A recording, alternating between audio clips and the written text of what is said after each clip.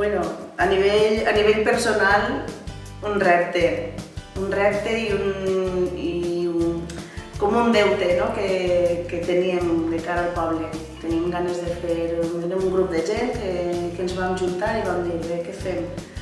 Hi ha moltes coses que fer en el poble, es poden fer moltes coses i vam dir, doncs bé, anem a veure què passa i anem a veure què és el que podem organitzar i fins on podem arribar. Una línia important d'actuació d'esta legislatura ha sigut canviar canonades, posar també telecontadors per a també estalviar faena a la persona que té que fer les lectures de l'aigua, tindre també un indicador de per on possiblement estem tenint les fugues i poder actuar de manera més ràpida. Vam invertir en el poliesportiu, hem adequat les instal·lacions del poliesportiu i estan fent seguir més activitats de cara a pares també, que de manera particular també estem manejant-se i organitzant-se per donar-li un major ús al poliesportiu.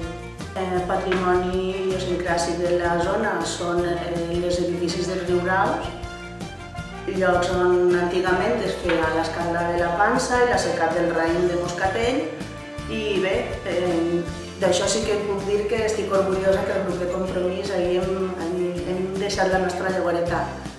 Tenim un col·legi molt xulo, prou gran, però no teníem on fer potser algun tipus de talleret per a ells, no? Tema lúdic, tema educació en valors i tal, i al final vam pensar que teníem un quarto allí, que era l'antic emmagatzematge de l'Ajuntament, que ens podia servir molt bé perquè donava el pas directe del col·le a la Casa de la Cultura, que és municipal. I bé, allí vam agarrar i vam adaptar una sala per fer tallers. Vam dir de reformar un poc el que era la placeta de l'Ajuntament, deixar-la més de manera adequada i accessible i vam allargar la rampa de l'accés on estan el llar de jubilats per a poder entrar directament si alguna persona necessita tindre accés per mobilitat a l'Ajuntament. Pense que el pas de Compromís per Benicolet ha estat sobretot valent.